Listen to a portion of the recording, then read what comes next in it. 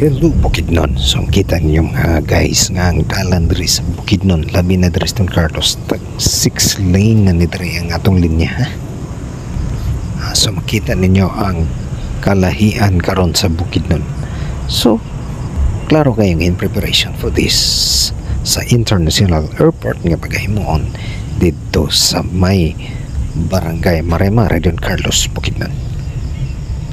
So din nakita sa nato ning mga nagadaiya nga mga dapit no sa National Highway din hing dapita going sa Cotabato. So mo din siya ato ang journey karong adlaw. Gabot nato diri sa may Dangkagan no, kita na. So ikaw na magtansa. Dangkagan ni siya going to Kibawi.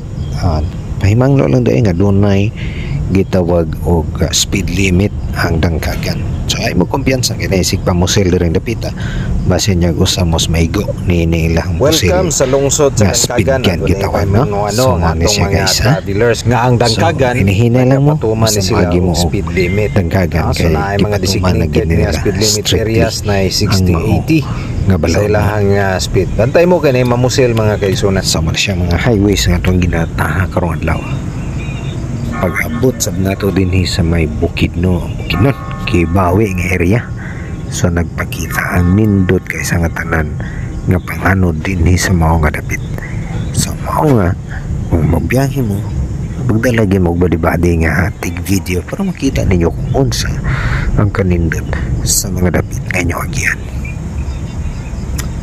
Pasulod na data diri guys sa may Damulog nga area.